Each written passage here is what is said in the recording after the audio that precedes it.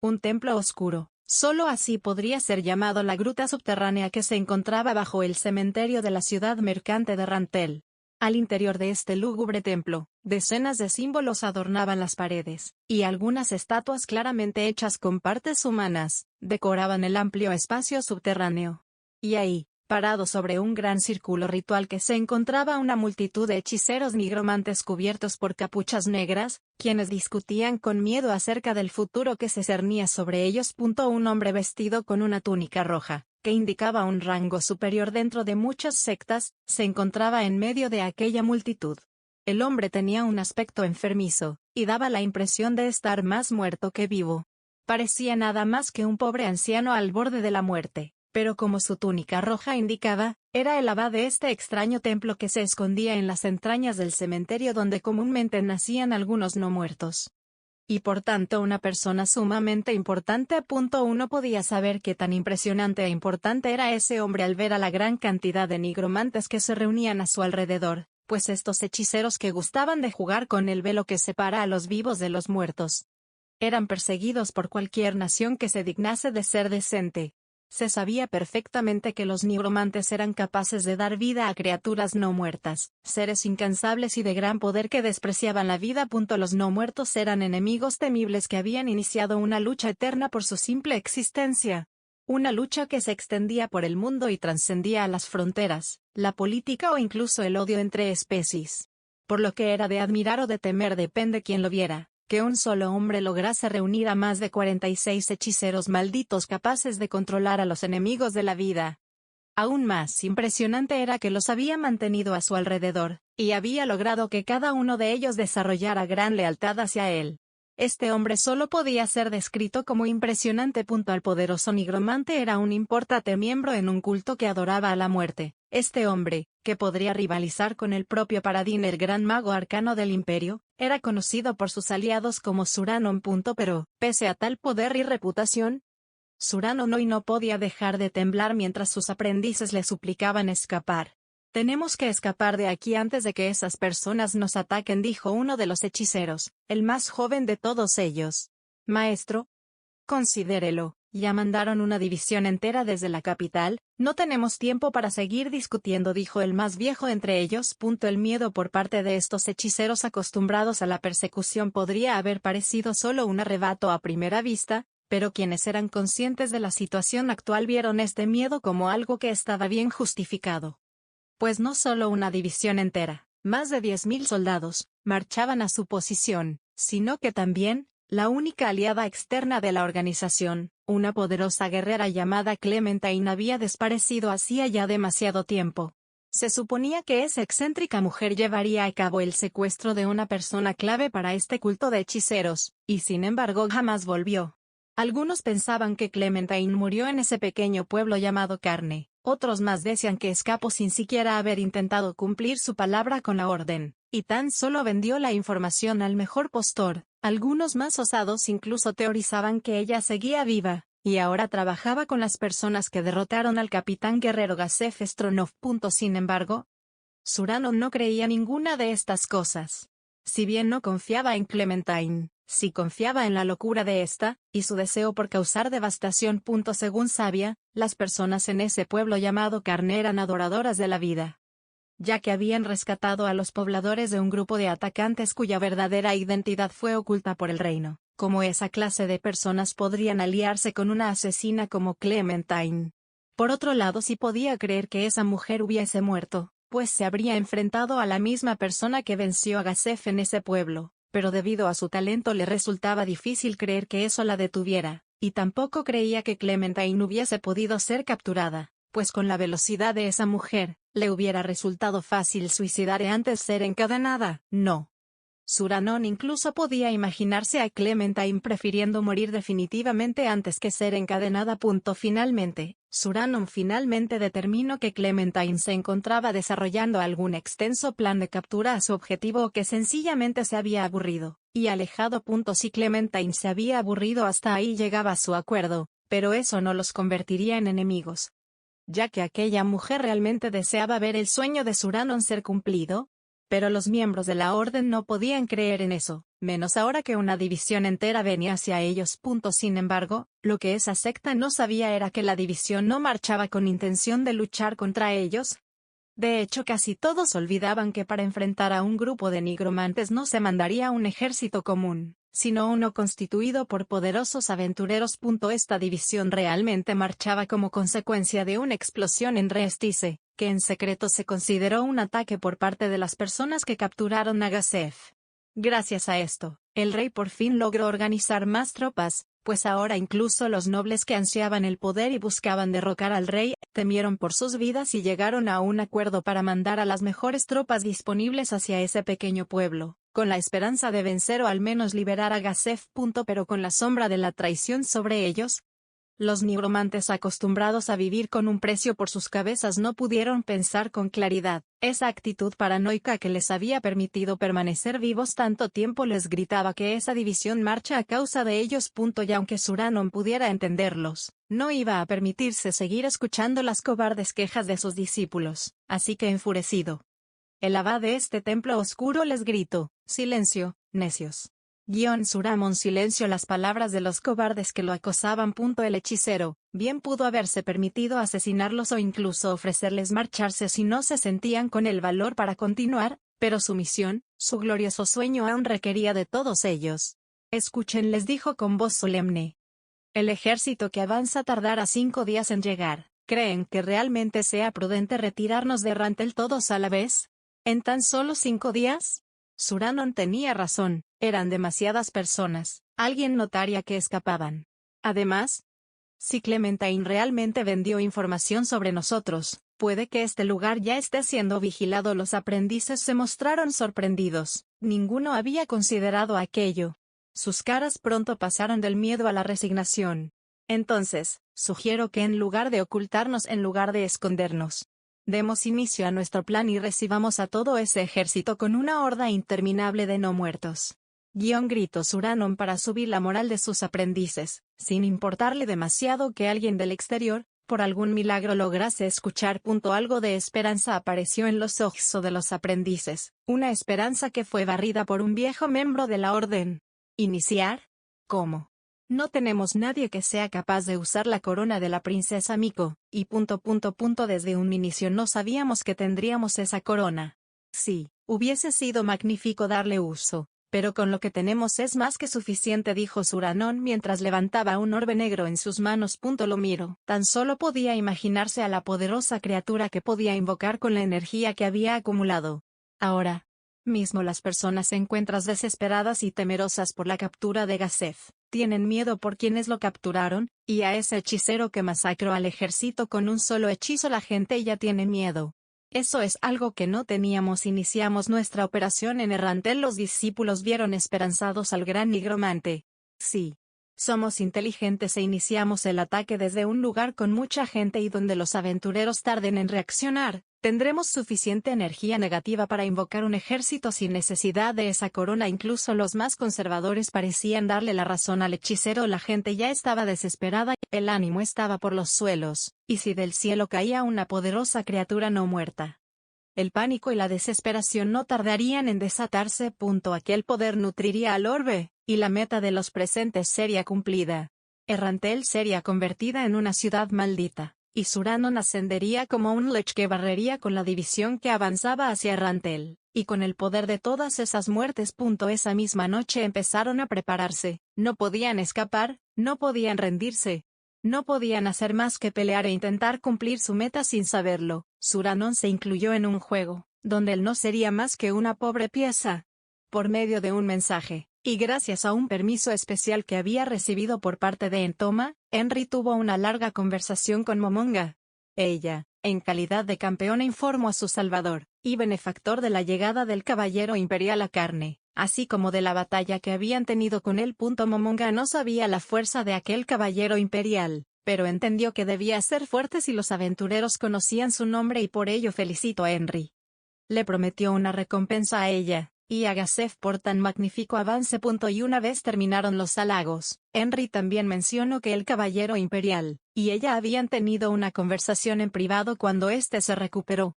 La chica dio toda la información a Momonga y tras pensarlo mucho, dio 2 órdenes a Henry. La primera orden, liberar al caballero imperial y entregarle un caballo de los aventureros para que volviera a su hogar. La segunda orden, mantener prisionero al jinete y a su grifo, el cual sobrevivió gracias a que los aventureros tan solo lo hirieron sin intención de matarlo. Tras eso, Momonga tan solo dijo que más tarde irían al pueblo a conocer al jinete. En Yggdrasil hacía falta clases especiales, y mucho dinero para tener una montura alada, por lo que a Momonga le pareció interesante, y se determinó a conocer los métodos que tenía este mundo para usar a tales criaturas. Una vez terminó de hablar con Henry, Momonga dentro de su habitación reflexionó varias veces sobre lo que haría ahora. Había pasado todo un día encerrado, y ahora realmente quería ir al pueblo a ver al jinete y corroborar los avances de Henry. De hecho, le pareció un buen momento para poner a prueba a Clementine, y usarla como punto de comparación. Ir a Carne tenía muchos méritos. Momonga podría conseguir buena información por parte del jinete del grifo, vería al fin los avances de Henry, y podría disfrutar viendo crecer a una chica que hasta hace poco tiempo era una nivel 1. Sería también buen momento para soltar a Nainer un rato, y dejar que sus compañeros vieran que se encontraba bien, lo que sería buena recompensa para los aventureros que habían estado sirviendo bien a Henry. Gazef también tenía que ver a su discípula tras su primera victoria contra un guerrero de renombre e incluso podría hacerla pelear de nuevo contra Clementine para que alguien neural diese fe de la fuerza de la chica. Momonga quería ir a Carne. Ya se había aburrido de estar en su cuarto practicando poses, pero no podía ir solo. Después de su pequeña pelea en la sala del trono, Momonga quería que su amigo supiera que todo estaba bien. Quería hacer las paces con Touchme, y supo que lo mejor sería hacer esto en el pueblo mientras el caballero insecto veía complacido a la gente que ayudó a salvar. A Ulbert por alguna razón también le gustaba el pueblo. No sería mala idea entonces también invitarlo para que todos se relajaran después de la tensa noche que habían tenido. Y dado que aún había amenazas, podrían llevar a Mary y Aura como guardias. Además de ser perfectos para la zona boscosa, también ayudaría para que tuvieran un respiro. Después de todo, ambos habían visto a Cositus ser destrozado por Rubedo, y más importante, habían visto a Momonga enojado y eso claramente los había perturbado más que ver las entrañas del guardián del piso helado. Con un ánimo renovado Momonga salió a su habitación, y ahí se encontró a Cositus quien se estaba haciendo guardia en su puerta. A Momonga no le gustaba tener a alguien esperando afuera de su habitación, pero esta vez lo permitió como una señal de simpatía con el guardián que había sido herido por Rubedo. Esto formó parte de la recompensa que recibió Cositus por su gran valor, y como compensación por sus heridas, y es que Momonga le ofreció al guardián darle lo que él quisiera, y este había pedido ser el guardia personal de Momonga por todo el día pese a que el Ser Supremo insistió en que él debía descansar. Pero el guardián que exaltaba la palabra guerrero vio más relajante escoltar a su maestro que pasar el día libre en el baño helado del 9º piso. ¿Y quién cuidaba a Albedo y la prisión helada donde había sido encerrada? El trabajo recayó sobre Sebas, quien había sido el único que no fue herido durante la pelea de los guardianes, y como muestra de simpatía con su amigo herido, Cositus, Demiurges se unió al mayordomo en su tarea de cuidar a Albedo. Todos los puestos estaban cubiertos. Habían pasado suficiente tiempo encerrados y encima Carne estaba muy lejos de la capital, y de la teocracia por lo que sería seguro ir a ese lugar. Entonces todo quedó decidido. Cositus sí. Ain Sama le respondió el guardián helado. Contacta con Demiurge, pídele que organice un equipo. Saldremos a Carne, ordenó el Overlord. Cositus dudó. Aún temía por la seguridad de su amo pero no podía negarse a una de sus órdenes. Por lo que al momento de llamar a Demiurge le pidió a este como amigo que prestara algunos de sus demonios para el grupo escolta. El piso de Demiurge estaba muy bien protegido, además con Shaitear, Pandora Sactor y Aureole protegiendo la entrada de la tumba. Resultaba casi imposible que alguien subiera, por lo que Demiurge aceptó el pedido de su amigo, y tan solo dejó a 2 de sus archidemonios en su piso. Tras eso, Momonga se dirigió hacia la habitación de Touchme quien estaba en el 9º piso. Momonga lo escogió como el primero dado que estaba cerca, y es que Ulbert estaba descansando en los dominios de Demiurge. A Momonga le pareció muy lógico, pues como demonio de fuego seguramente le gustase el infierno donde vivía su creación. Touchme por su parte, Parecía sentirse más cómodo en su pequeño palacio en el que pasaba tiempo viendo el mundo desde su espejo en compañía de Sebas. Momonga caminó hasta el cuarto de su amigo, y ahí se encontró a Yuri Alfa sentada sobre una silla y montando guardia. A Momonga le impresionó esto, pues había ordenado que ella, Naberalja y Regina se tomaran un descanso. Momonga también notó algo extraño en la cara de Yuri, la sirvienta parecía preocupada por alguna razón. ¿Yuri? Le preguntó intrigado Momonga a la sirvienta de batalla.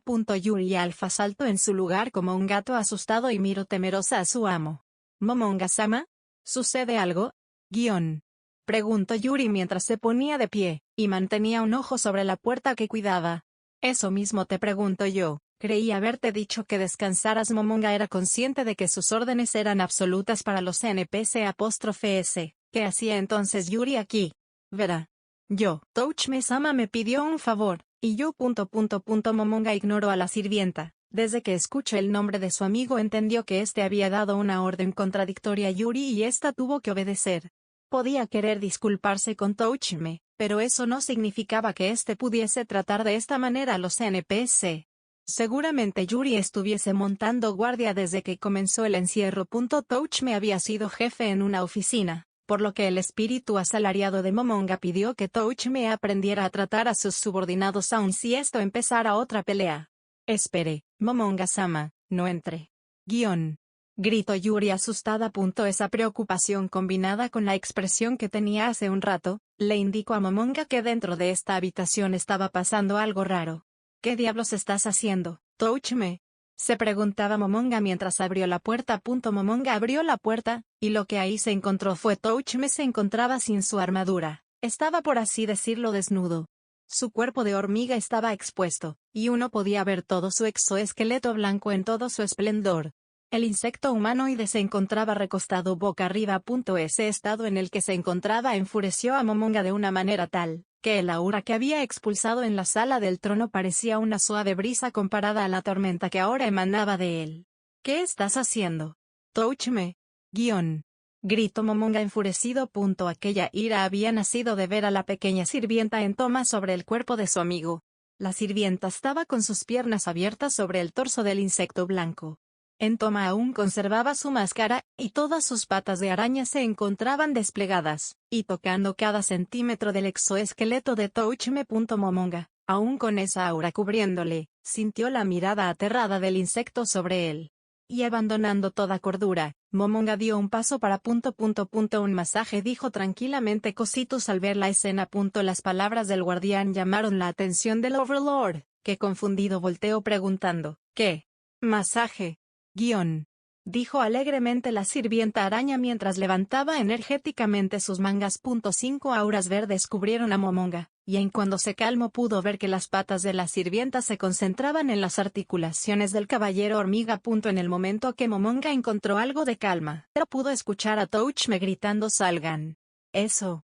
Incluyo a Entoma, quien bajó del Ser Supremo y acompañó a Momonga mientras salía. Eso ayudó, pues Momonga no pudo ver en su amigo Anda que se pareciera a un miembro masculino. Una vez afuera Momonga interrogó a las sirvientas. Yuri explicó que Touchme había solicitado a Entoma para que lo ayudara con un problema de arácnidos. Momonga recordó entonces una de sus clases de biología en primaria. Las hormigas son arácnidos, recordó. Aparentemente Touchme tenía dudas sobre su cuerpo, las cuales fueron resueltas por Entoma, quien al igual que él era parte de la familia de los arácnidos, y por tanto entendía un poco del cuerpo del Supremo.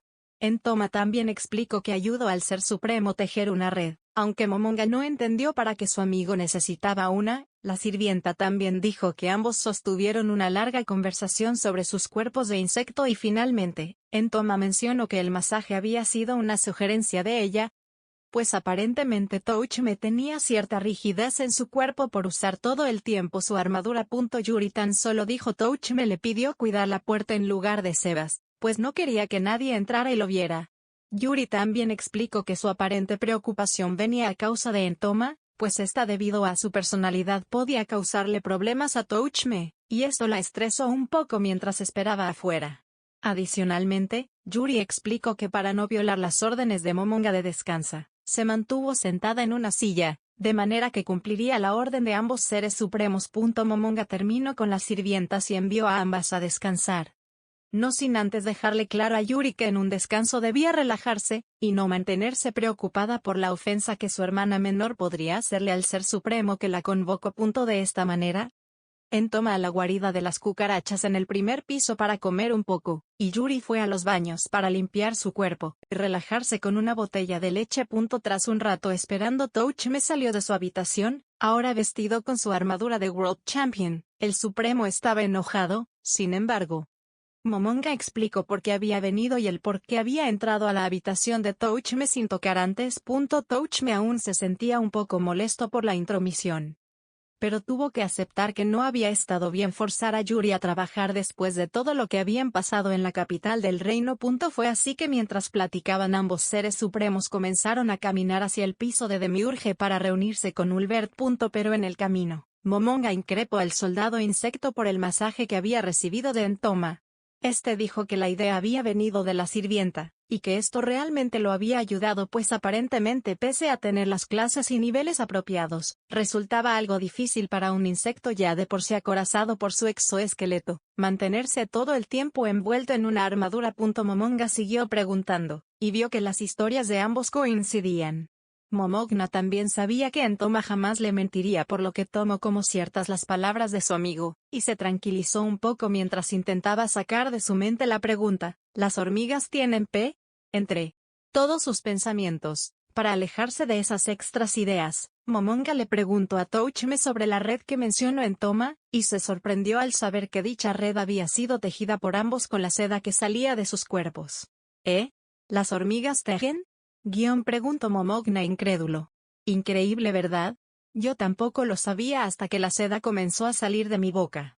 Aparentemente algunas hormigas tienen esa capacidad. Touchme también explicó que era necesario para él sacarla periódicamente o comenzaba a salir por su cuenta, por lo que para no desperdiciarla llamó a la arma Entoma para aprender a usarla. Quizás no podría usarla en batalla debido a que no tenía clases raciales que se lo permitieran, pero al menos quería intentar hacer alguna prenda con ella. Momonga quedó impresionado, realmente el cuerpo de su amigo había cambiado demasiado. Pero entre más pensó en el cuerpo de su amigo, y en su extraña relación con Entoma, una pregunta inevitable saltó. ¿Por qué Touchme había pedido que Yuri montara guardia? Cuando dicha pregunta fue arrojada al caballero insecto, este se vio incómodo. Parece que a ti no te importa, y a Ulbert parece gustarle su nuevo cuerpo. Comentó el insecto.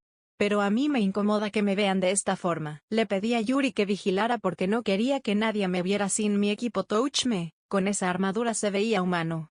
Su voz, su forma de hablar, de moverse y expresarse. Estaba claro que Touchme aún se sentía humano. Debido a su cuerpo Momonga no podía sentir nada, tampoco incomodidad por ser tan solo huesos.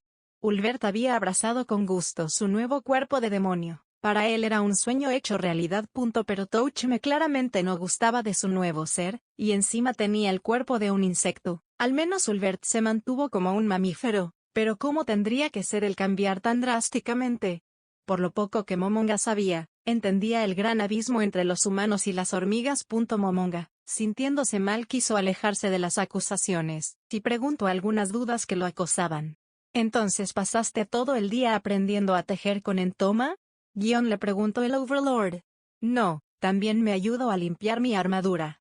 Yuri nos trajo algunos postres dulces de la cafetería, y Entoma me enseñó lo que debía hacer en caso de que cambien de exoesqueleto. ¿Las hormigas también hacen eso? Con lo poco que Momonga sabía de entomología, sabía que las hormigas no podían hacer eso. Bueno, no lo sé. Digo, las hormigas de nuestro mundo no pueden hacerlo, pero en nuestro mundo no había hormigas antropomorfas. Podría ser que el tipo de hormiga que soy sí necesite cambiarlo, ¿no?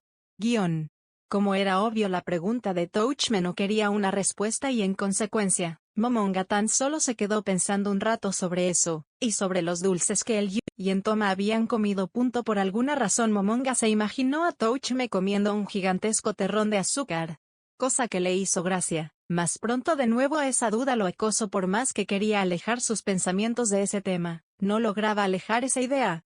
De nuevo, Momonga entendió que la curiosidad era de las pocas debilidades en su cuerpo no muerto. A Momonga le resultaría difícil aceptar que una de las hijas que le fue encomendada fuese ultrajada por alguien, aun si ese alguien fuera uno de sus amigos. por lo quería borrar ese miedo de su corazón. Fue entonces que preguntó, entonces, tú no, digo, con entoma ...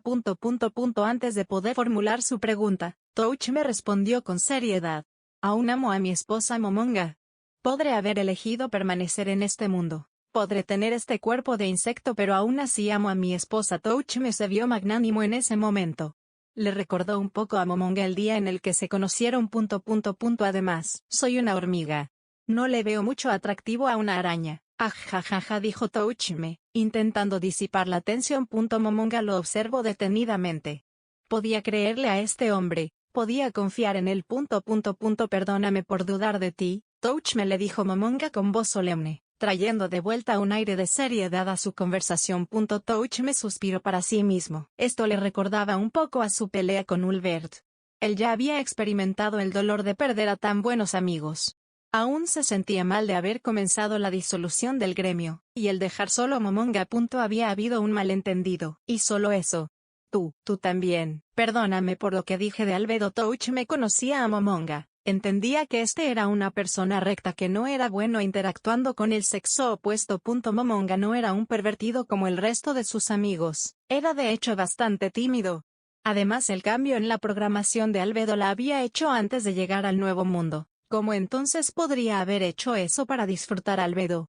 Touch me comprendió que esas palabras habían nacido únicamente de la frustración, y por ello buscó el perdón de su amigo. Ambos quedaron en silencio. Ninguno dijo nada más. Pero no era un silencio incómodo, sino uno sereno. Ambos entendieron que el perdón había sido alcanzado, y no hacían falta más palabras. Momonga también consideró que tenían que darle gracias a Entoma, pues había sido por ella que esto resultara tan fácil. Si el jinete no sirve, quizás podría dárselo, pensó Momonga mientras recordaba a la Maid Araña. Momogna y Touchme por fin llegaron a los dominios de Demiurge, donde se suponía debía encontrarse Ulbert. Touchme se preguntaba qué podría estar haciendo ese demonio solo en esa habitación, pues se suponía que siempre estaba aquí con Demiurge. Pero ahora ese demonio se encontraba con Sebas custodiando a Albedo. Momonga podía imaginarse al demonio escribiendo más trasfondo para los Kurata, o incluso leyendo algunos textos demoníacos de la biblioteca de Demiurge. Ambos seres supremos, acompañados de Cositus, quien se veía incómodo por el calor, llegaron a la puerta de la habitación de Demiurge, y ahí de pie, un solitario sirviente del demonio custodiaba la puerta. Normalmente habría más de uno, pero debido al favor que le pidió Cositus al guardián demonio, los demás demonios de alto nivel se encontraban en la entrada de la tumba esperando a los seres supremos para salir. Los seres supremos, sin darle importancia al demonio, se acercaron a la puerta. A los pocos metros el demonio que la custodiaba, un demonio alado con cabeza de cabra que sostenía una alabarda, usó su arma para cerrarle el paso a los seres supremos. Por orden del gran A. Los seres supremos se impresionaron al ver que un hacha azulada golpeó al demonio y lo mandó a volar. ¿Cómo te atreves a dirigirte así a los seres supremos? Le gritó furioso Cositus al demonio, que salió volando varios metros. A Cositus no le molestó que el demonio bloqueara la puerta, lo que le molestó fue que usara la alabarda para hacerlo, pues eso en el código de un guardia y gen guerrero indicaba una amenaza. Detente o mermaré tus pasos con esto. Eso significaba para Cositus el poner su arma para impedir el paso, y de ahí vino su brutal ataque. Ese demonio era un NPC sin importancia, era fuerte pero no fue creado por uno de sus amigos, así que no le dio verdadera importancia al golpe que sufrió. Touchme tan solo se impresionó por el gran poder de Cositus, y la resistencia del demonio, que no murió por ese golpe. El demonio se paró con esfuerzo mientras extendía la mano.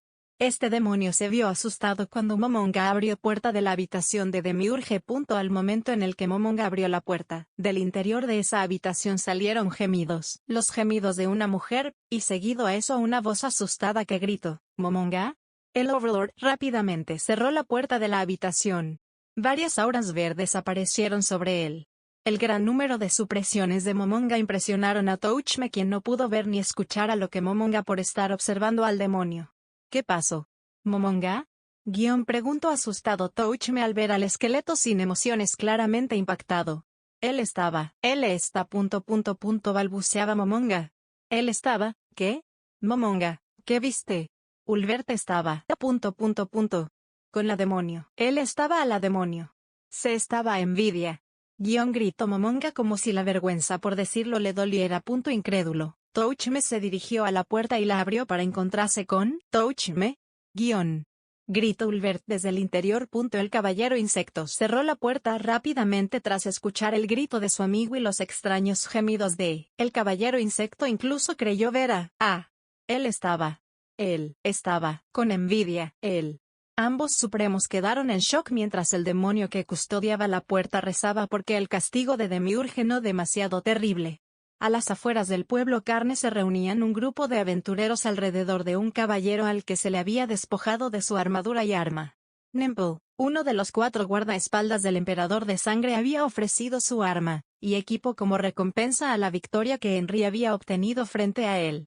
Por mi honor, dijo el caballero mientras entregaba el equipo, me exijo entregarle algo a cambio de la vida que ha perdonado. En un principio a Henry no le pareció tan malo. Pensó que quizás Nimble ofrecía esto para cubrir el costo de su tratamiento médico.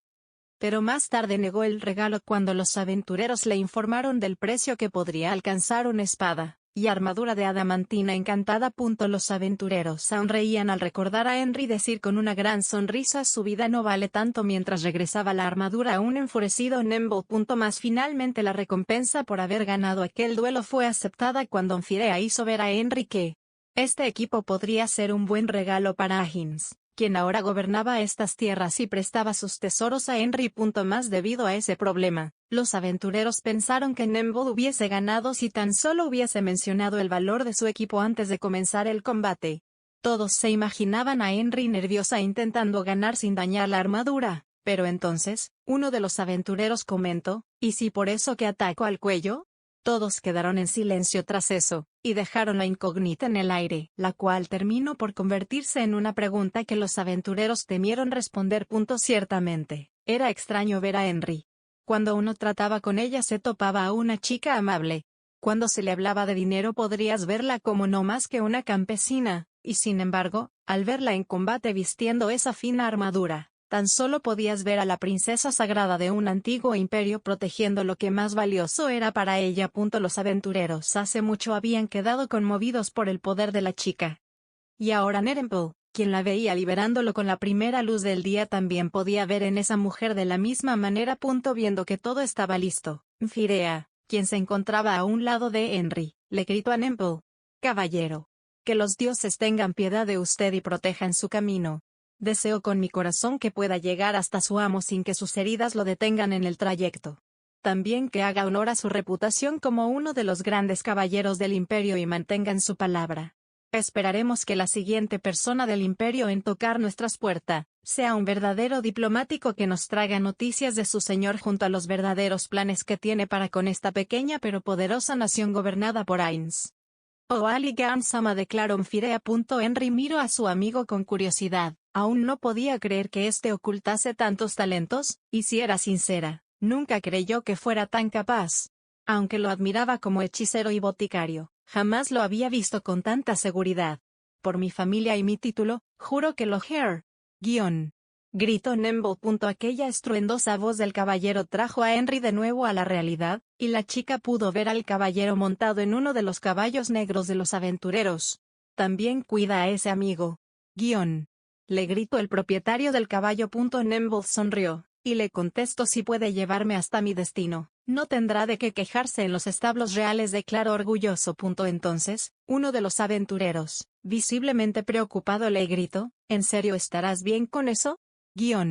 Dijo señalando una simple espada de hierro que le habían prestado el jinete del grifo para que no se marchara desarmado. Pero Nemble tan solo declaró su nombre y su título, señalando que esa espada sería más que suficiente para cualquier cosa que se topara en su camino. Cuando ya todo parecía dicho, cuando todos esperaban que el caballero galopara hacia su destino, Nemble miró a Henry directamente. Observó sus ojos color miel y sin miedo al chico que se encontraba a su lado. Le preguntó: «Henry Emot, la dama que me derrotó, ¿está soltera?» Los aventureros, asustados, voltearon para ver a Amphirea. Todos ellos habían sido contratados por el chico para salvar a Henry, por lo que no era secreto para ellos lo que ese chico debía sentir si arriesgó su cabeza, y gastó una gran fortuna para salvar a esa chica. Aunque todos esperaban ver furioso a Amphirea, Tan solo pudieron verlo bajando la mirada con dolor. Entonces, la mirada de los aventureros se dirigió a Henry, quien tenía los ojos cerrados y balanceaba su mano de izquierda a derecha mientras decía que tenga un buen viaje. Nemble vio como Henry evitó la pregunta y se rió de sí mismo. La habitación de Demiurge se asemejaba mucho a una biblioteca. Había estantes repletos de libros, cómodos sillones de piel, y decorados en tonos rojos oscuros. El lugar desprendía un aire de elegancia, y a la vez aparentaba ser el salón de recreo de un demonio, pues en las paredes había algunas figuras hechas con huesos, perturbadoras pinturas de personas sufriendo y algunos hermosos cuadros que representaban a ángeles cayendo de los cielos. Sin embargo, Touchme y Momonga no podían disfrutar de tan hermoso lugar, pues ambos se negaron a sentarse en cualquiera de estos sillones por miedo a lo que antes pudo haber pasado sobre ellos. No podían sentir el aire a elegancia del lugar pues otros aromas predominaban en él, aunque ni Momonga o Touchme podían percibirlos realmente, tampoco podían sentirse perturbados por los decorados en huesos o las horripilantes pinturas, pues habían contemplado algo que los había impactado aún más. E incluso las hermosas pinturas de los ángeles cayendo no les parecían tan sorprendentes como el hecho de que Ulbert tardara 12 minutos en salir de la habitación. Aún después de haber sido descubierto. Todo esto desencadenó en una escena que seguramente haría a Demiurge caer al suelo inconsciente. Incluso el guardián de hielo se sentía pecador por tan solo presenciar la escena, y para no sentirse más como un criminal, suplicó a Momonga el poder arrodillarse él también.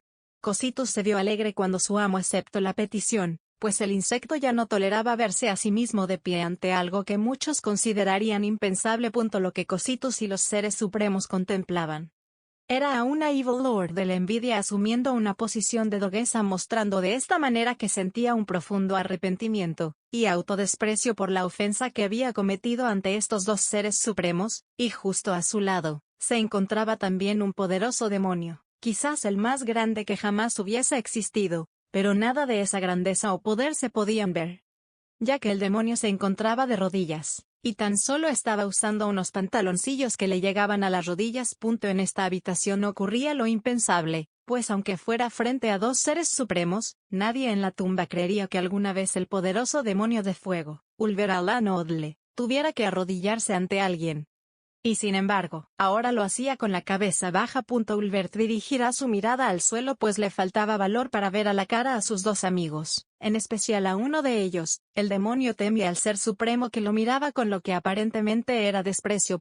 Sorprendentemente, quien se veía más molesto no era el siempre recto Touchme, sino el atemorizante Overlord Momonga.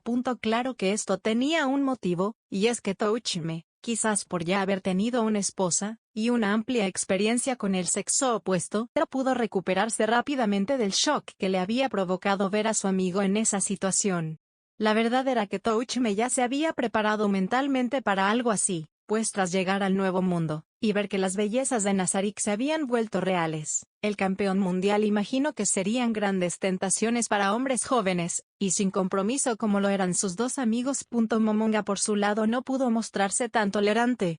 El Overlord veía a las creaciones de sus amigos como sus hijos, hijos a los que deseaba proteger aun si tuviera que hacerlo de sus dos amigos, como claramente lo hizo en el juicio de Albedo. Momonga podía querer a sus viejos compañeros, pero ni siquiera a ellos podría perdonarles el ultrajar a las creaciones que dejaran atrás sus demás amigos.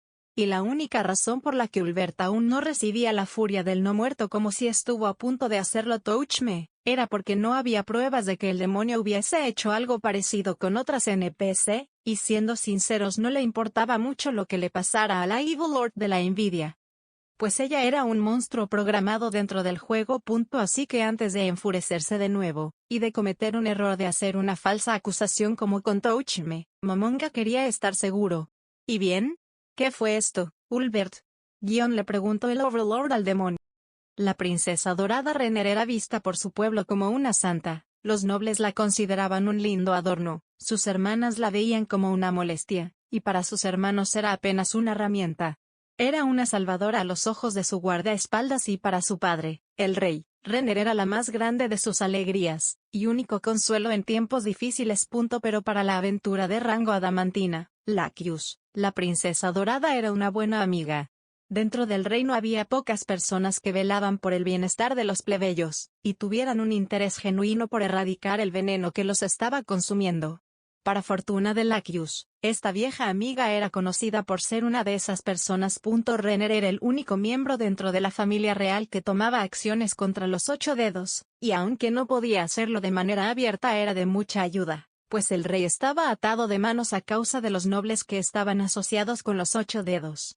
Las otras princesas no actuaban en bien de nadie, y los príncipes ignoraban la amenaza, y tan solo recibían los regalos que venían de manos de los nobles corrompidos por aquella organización criminal. Esto dejaba a Renner sola dentro del palacio, y la única manera que la princesa tenía para llevar a cabo su batalla por el pueblo recurría a este peculiar grupo de aventureras liderado por una vieja amiga que no pedía mucho a cambio de prestar sus servicios. Hoy Lacius visitaba a esa princesa en compañía de una de sus compañeras de equipo. La aventura que hoy no llevaba su armadura ni portaba el arma que la convirtió en leyenda, vestía de una manera que complacería a su familia. Lacius llevaba puesto un fino vestido de seda color cielo, y portaba las más lujosas joyas que tenía su familia. La imagen que reflejaba era la de una noble de alta cuna, una imagen apropiada para la chica que realmente era la hija de un noble. Aunque Renner no gustaba de su título, lo encontró conveniente, pues normalmente sería impensable que la princesa más amada y una aventura se reunieran. Pero debido a su sangre y título, esta clase de reuniones podían hacerse sin problemas, aunque también su posición como noble era la razón por la que no podía atacar pública ni políticamente a los nobles corruptos. Un arma de doble filo en verdad. Lacius tocó la puerta de la princesa y ésta se abrió, revelando detrás de ella a un joven de cabello rubio y armadura blanca. Alguien a quien Lacius conocía bien. Este era el guardia personal de Renner. Abrió. Aquel chico que la princesa salvó hace tiempo, abrió la puerta y dejó entrar a las dos aventureras. Lacius observó a su amiga sentada tomando el té a un lado de una gran ventana mientras saludaba a la visitante. Lacius tomó el asiento al otro lado de la pequeña mesa, y Tina, la compañera que siguió a Lacius al castillo, se dirigió a una esquina de la habitación, y se sentó en ella como una niña castigada. Parece que has tenido unos días difíciles, le dijo la princesa dorada a su amiga, quien tenía pronunciadas ojeras. No es que esos círculos negros afecten tu belleza, pero deberías cuidar un poco más de tus horas de sueño. Renner sonrió amargamente. Ojalá pudiera, pero por el panorama actual me es difícil, dijo Lacius mientras recibía una taza de té por parte de la princesa. ¿Sabes a lo que me refiero? Renner apartó su mirada y dirigió su vista a la ventana. Escuché que planean liberar a Malmvist esta noche, ¿es eso? Dijo de manera triste la princesa. Malmvist, o en este caso, Doppel Malmvist estaba encerrado en una pequeña prisión dentro de la capital a la espera de ser rescatado por sus compañeros de los 8 dedos, y aunque en realidad esta era una trampa de touch me puesta para capturar a esos criminales. Renner y Lacius no tenían manera de saber esto, y la amenaza de ese hombre siendo liberado les preocupaba. Malmvist era un gran guerrero, que según se hablaba tenía la habilidad para enfrentarse a aventureros de Oricalco o incluso de rango superior. Si un hombre así, respaldado por una organización como los 6 brazos, intentara tomar venganza por lo que se le hizo, muchas vidas se perderían y la figura del rey sufriría daños. El que un hombre así fuera a ser liberado era un golpe duro, pero la mirada de ambas mujeres indicaba que no podían hacer nada para detener eso, y ya solo les quedaba planear su siguiente movimiento mientras intentaban reducir los daños que conllevaría esta liberación. Sí, es eso, respondió triste Lacius. Hemos querido informar a los guardias, pero a Lacius le dolía lo que quería decir. Lo entiendo, dijo Renner con la gran sonrisa que a todos encantaba. Los guardias están confabulados con los 8 dedos. Lo entiendo. Renner se mostró comprensiva. Vio el dolor en el rostro de su amiga y lo compartió. Así es mejor, dijo entonces Renner. Ya informé a los guardias que no estaban de acuerdo con la liberación de Malmvist. Se tomarán la noche y al menos evitaremos algunas muertes, dijo tristemente la princesa. Lacius y Clem se conmovieron por las palabras de la princesa. Cuán pura y dulce debe ser la princesa para procurar la salud y vida de algunos hombres que el prestigio del rey o el poder de su familia. Un grupo de soldados leales al rey propusieron a Renner formar un grupo de aventureros y soldados para detener a los 8 brazos, cosa que sería posible gracias a Lacius, pero la astuta princesa había propuesto dejar ir pacíficamente a Malmvist. Esta acción Aunque conmovió a la gente de esta habitación y los guardias de la prisión, nada tenía que ver con la gentileza en el corazón de la princesa.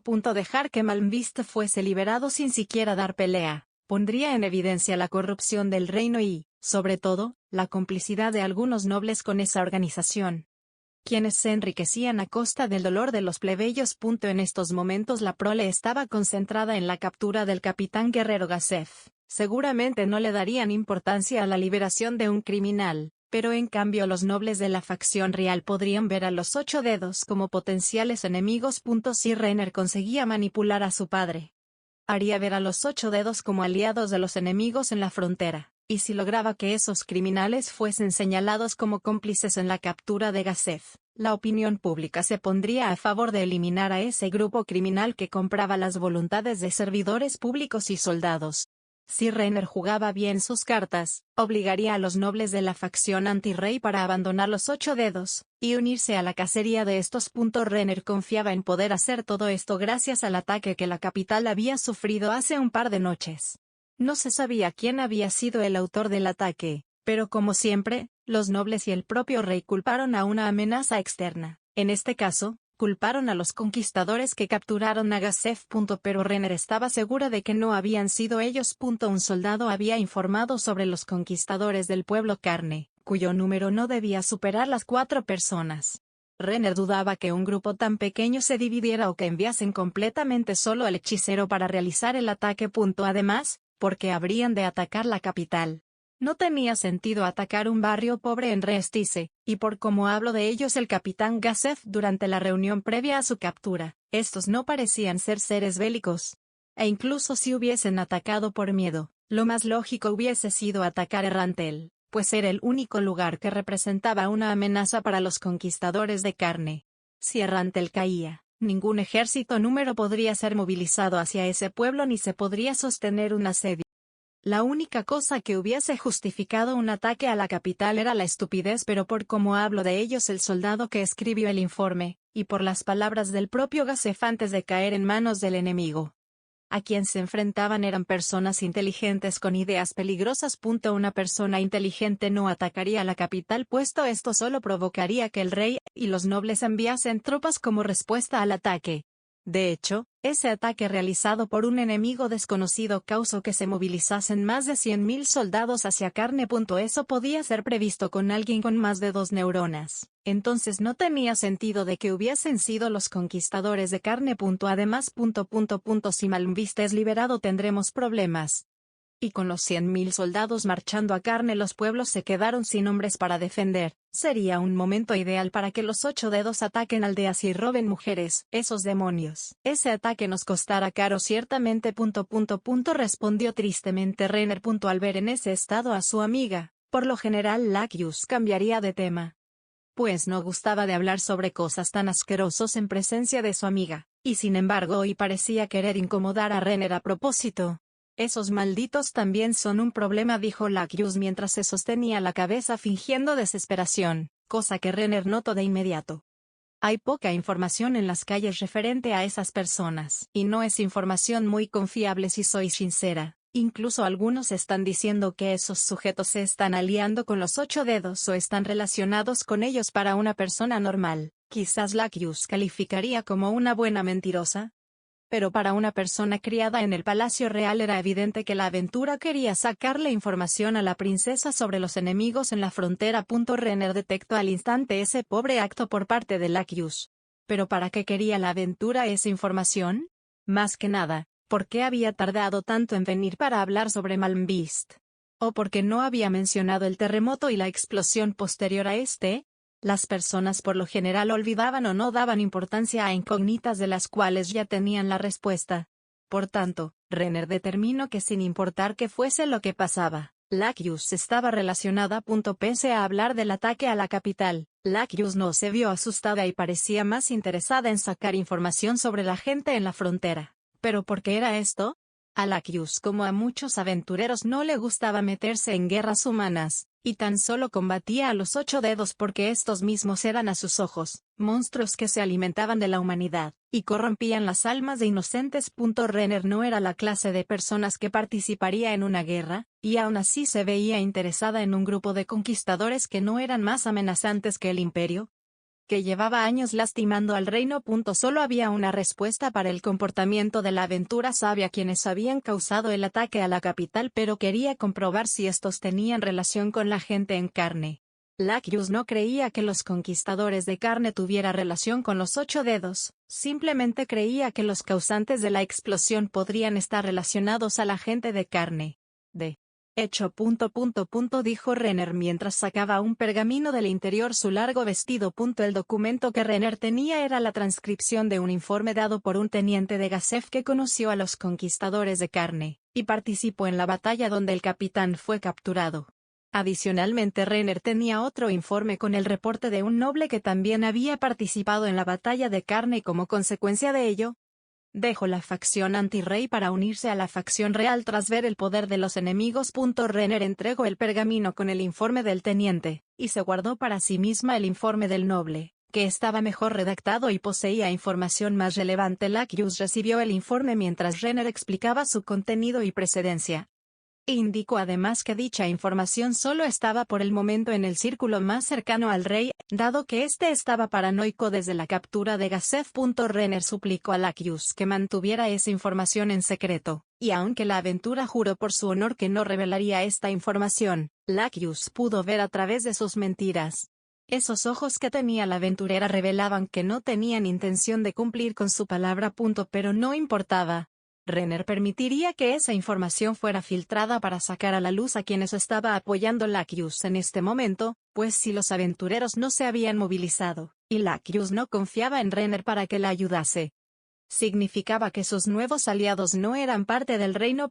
Esto era una apuesta por parte de Renner, a quien le daría la información Lacus.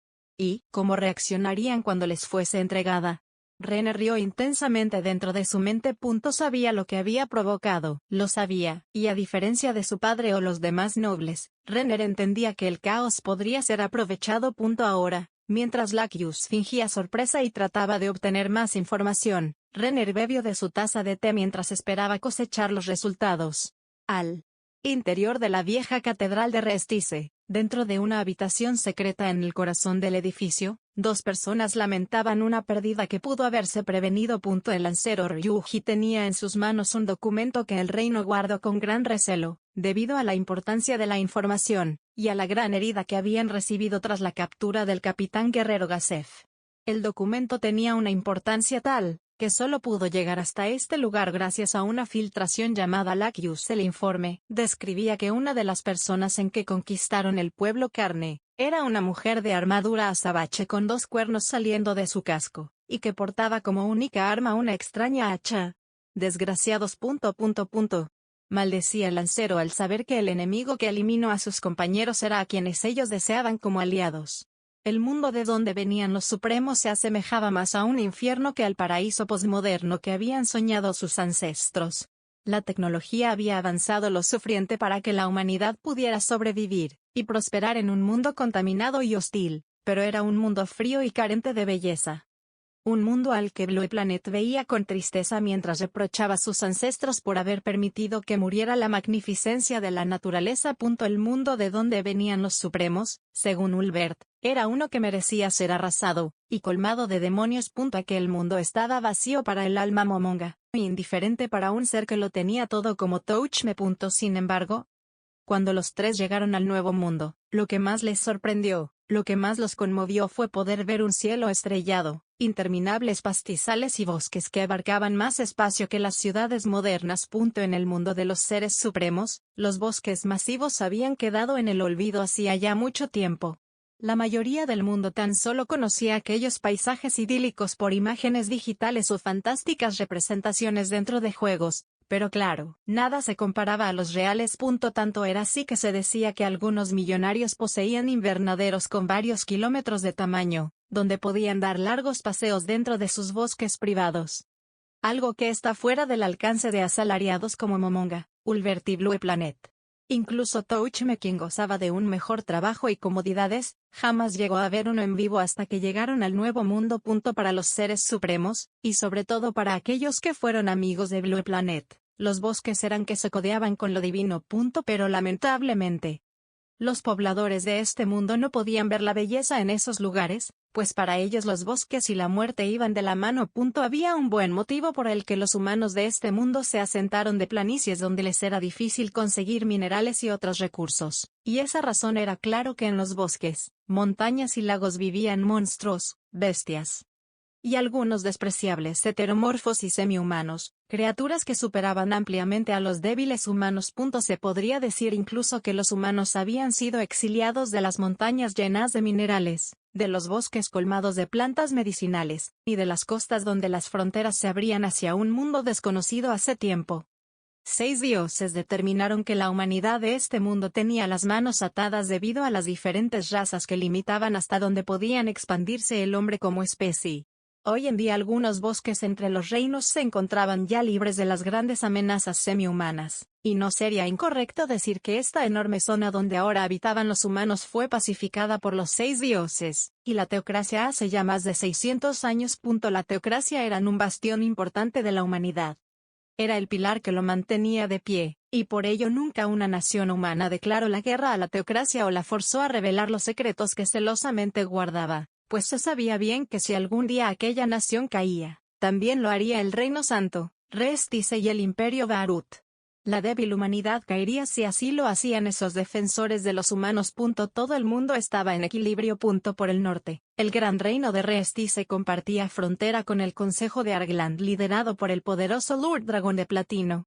La paz entre ambas naciones estaba asegurada gracias a la amistad de una vieja aventura con el poderoso Lord Dragón. Por el este, Re Estíse tenía una gran cordillera de montañas donde habitaban los enanos que rara vez se mostraban ante el mundo, y también compartían frontera con el Imperio Barut, la nación humana más rica hasta la fecha, y aunque el reino y el imperio estaban en guerra, esta no era más que un juego político por parte del imperio para absorber al reino. El Imperio Barut por su parte comparte fronteras por el este con la Alianza de Ciudades-Estado, las cuales estaban compuestas por heteromorfos y semi-humanos, pero debido a sus bajos números, y al hecho de que todos fueran de distintas razas, era imposible que organizaran un ataque contra el imperio, quien seguramente sería capaz de detener cualquier ataque. Por el sur, el Imperio Barut compartía frontera con las tribus de hombres bestia que, aunque hostiles con los humanos, estaban separados de ellos por una gran cordillera. Y quienes realmente tenían problemas con ellos era el reino dracónico, que también compartía frontera por el sur con el Imperio Baharut. No había mucho que decir del reino dracónico, pues su gloria antigua había desaparecido, y ahora tan solo quedaba una nación empobrecida intentando luchar por la supervivencia. El país más al oeste, el Reino Santo, tenía su muralla para defenderse de los semi-humanos al sur de la cordillera de Re Estíse.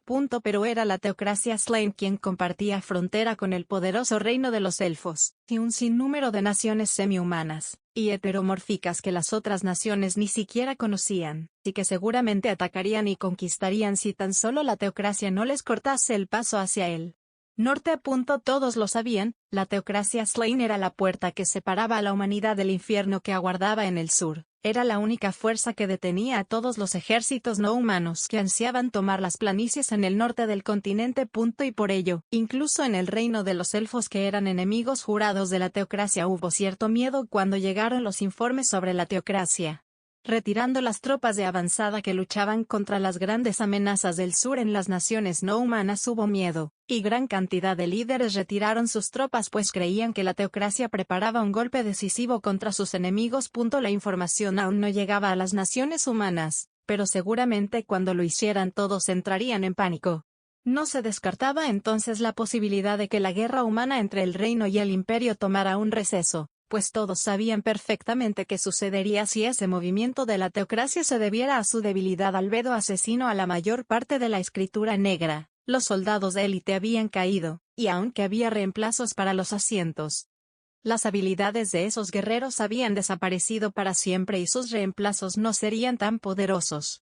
La teocracia Slayn había perdido gran parte de su poder militar, y esto causaría caos si no se encontraba pronto una forma de reponer toda la fuerza que habían perdido en aquel lugar mientras la teocracia avanzaba hacia una reunión intentando encontrar la paz. Puede que aún no lo supieran. Y que incluso esos dos genios no se hayan dado cuenta. Pero debido al ataque de Pandora Factor que mató a la mayor parte de la escritura negra, y a la devastación de Albedo que eliminó los cuerpos e hizo imposible la resurrección de esos guerreros, habían iniciado un débil proceso de debilitamiento para con los enemigos que Nazarick se acababa de ganar. Sin saberlo, los habitantes de Nazarick crearon la mayor crisis a la que los humanos del Nuevo Mundo se hubiesen enfrentado en los últimos 600 años. ¿Y por qué eran tan importantes los árboles y bosque al inicio de este relato? Porque tras enterarse de que Albedo había arrasado con uno de estos, se le agregó otra semana más a su castigo. Al interior de un pequeño palacio cercano al frente de batalla, un elfo de piel pálida, cabello completamente blanco y una curiosa heterocromia apartaba a sus concubinas mientras indignado leía la carta que le había sido traída. ¿De dónde sacaron esta información basura? Gritó el elfo con heterocromia tras leer el informe en sus manos. Un elfo, uno pequeño y de apariencia débil que se encontraba arrodillado, respondió con miedo.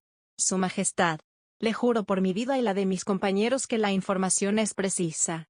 El general de la segunda brigada, él vio a los soldados irse para reunirse en su campamento principal, y los exploradores confirmaron que los humanos se encuentran en Reti. Una risa se escuchó e interrumpió al mensajero. Pues bien, era sabido que nadie podía dar freno a unas palabras del gran rey. Así que finalmente se rinden. Dijo felizmente el rey de los elfos mientras se regocijaba en la idea de poder al fin conocer a su hija.